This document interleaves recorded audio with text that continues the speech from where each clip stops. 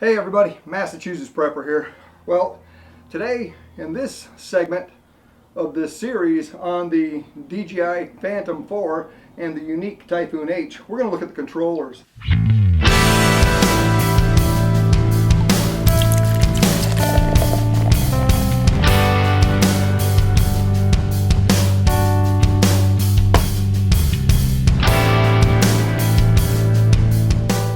Now again, this is going to be about a 7-minute segment. I'm going to try to keep it as close as I can there, but we're going to go over the controllers, what some of the functions are.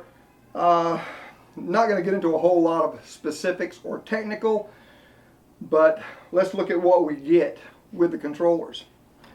Now, starting with the DJI Phantom 4, this controller packs right down nice and small for storage in the case and for transport. Now, one of the things that I want to point out is I see a lot of people flying their DJI Phantom 4s with their antennas in this configuration. So they're holding the thing like this and flying it with the antennas pointing straight out. That's not good. These antennas are designed, I'll turn this around so you can see it. They're designed so the signal comes out through the entire antenna. So this needs to be pointed towards the craft to get the best reception. Okay?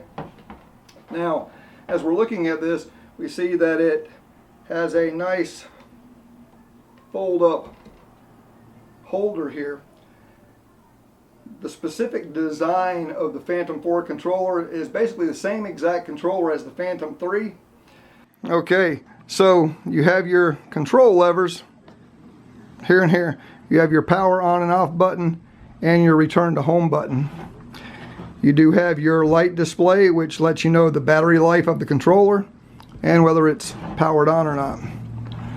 On the side you do have a pause button. You have your button for your different camera modes, okay, and you have your button for your tilt of your camera. You also have your button for your different flight modes and your record on and off button. Also, on the very back of the controller, you have a USB port. Actually, you have two USB ports. You have your micro USB port and your regular USB port. And clearly, you have on the bottom, you have your C2 and C1 buttons that can be programmed however you want them. The little handle there also turns into a nice prop when it's sitting in that orientation there. With a push of the button, this shoots right up, and now you can, if you're using a smartphone,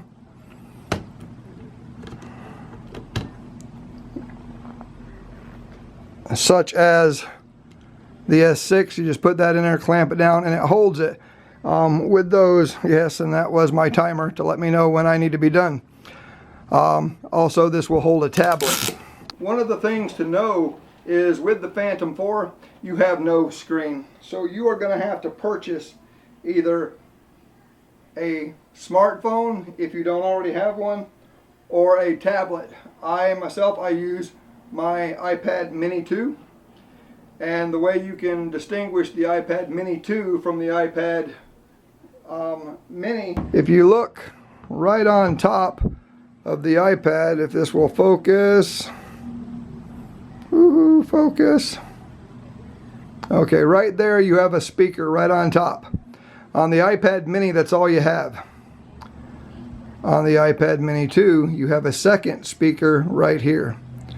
Also, on the iPad Mini 2, if I can get this to focus, where it says A1490, those numbers indicate that this is an iPad Mini 2. Okay, so that's something to keep in mind. A regular iPad Mini will not work. Now, if you go to the DJI Phantom site, they will actually tell you they've got a list of all the devices that work. So don't just think that, oh, I've got an iPhone or a tablet, I can hook it up to this and it's going to work. Now you get this nice long cord with it. I would suggest buying this shorter, smaller 1 foot length cord. That way when you have this setting in here and it's all strapped in and this is hooked up in the back, you don't have a crap load of cord sticking out. Okay, now the Phantom, you can make a lot of adjustments to your camera settings from the touch screen from whatever device you're using, so that's a good thing. Now this video unfortunately is going to run a little bit over, guys. So this is the controller for the Yuneec Typhoon H. As you can see, it is about twice the size as the DJI controller. So one of the things that you notice right off the bat is that the Typhoon H controller has a 7-inch Android screen built right into it. Okay, so you notice you got your controller here. Okay, you got your on and off switch right here. This one here is for the video camera. This button right here is for the regular camera. Then you have your different flight modes with this switch here. You have your obstacle avoidance right here. You can turn that on or off. And you have an auxiliary button that can be programmed. This here is for the landing gear to be up or down. We have pan for our camera, which is a wonderful thing. You know, the old way of doing it was you had to rotate the craft and try to keep a nice tight pan. Well, with this button here, you can pan left or right and set it for the speed that you want it, and it will maintain that speed and you get a nice controlled pan. I'm sorry for the ceiling fan's reflection in here, guys.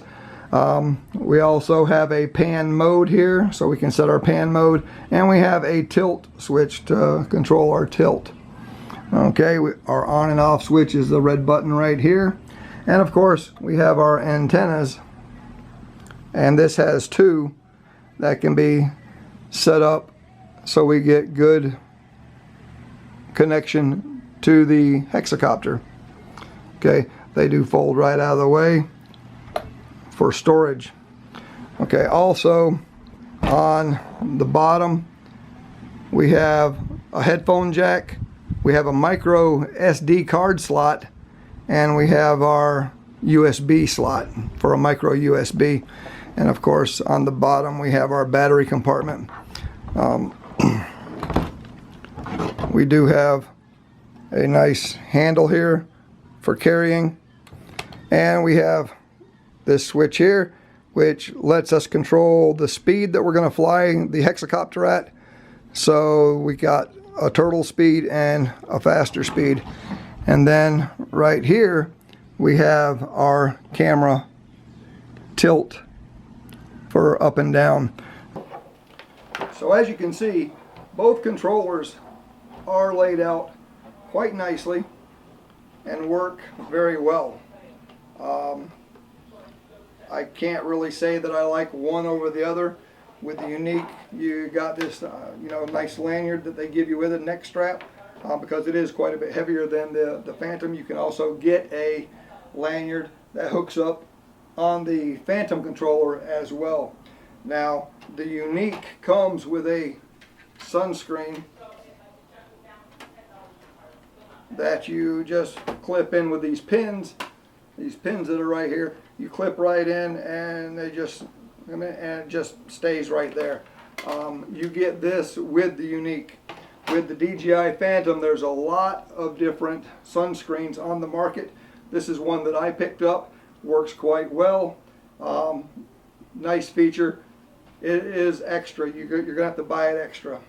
Same way with the tablet or phone or whatever you're going to need if you don't have one. And you can't just use any old phone to hook up to this. So you're going to have one that is compatible with the Phantom 4. Now, one of the features that I really like about the Phantom is that you can purchase this charging block. Now this, you can upgrade the software whenever they do a software upgrade. You can go to the DJI site and upgrade the firmware in this charger.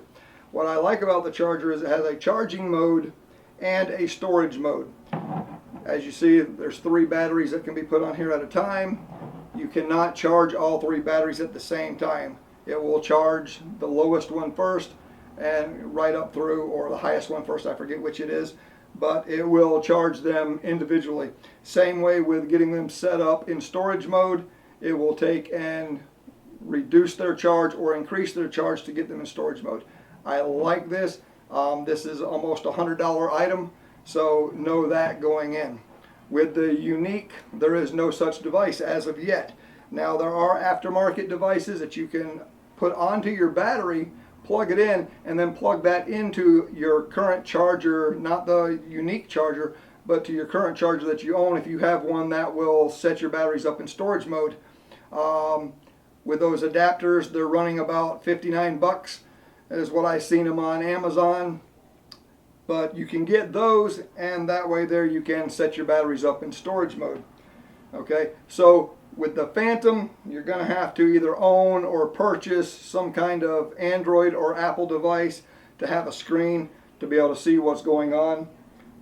With the Yuneec, you have the 7-inch Android tablet built right in, and the tablet is not just exclusive for this ST16 controller, because you can actually use this, go on the internet, watch YouTube or whatever. So it's not just a tablet that's for the control of the Typhoon H. So keep that in mind, guys. That's one of the things that's going to set these two apart in cost, is the extra cost for the Phantom to get the tablet and stuff.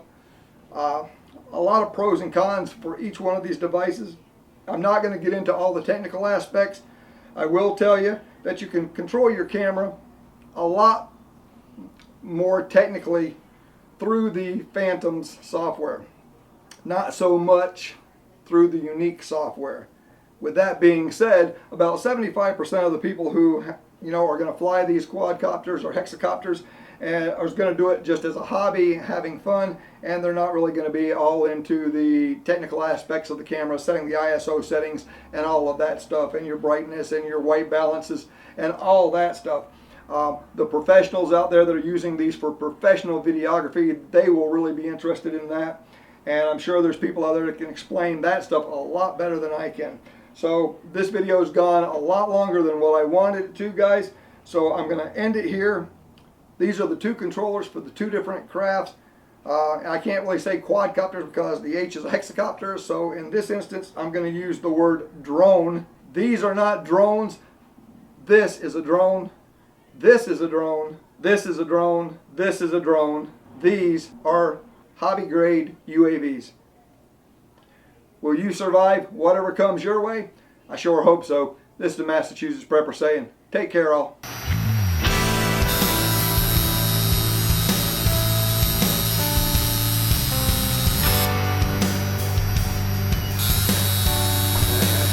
That thing right there. Hold it. This is a camera, so now you're on YouTube unless you tell me you don't want to be. I'll be on YouTube. All right. Am I famous now?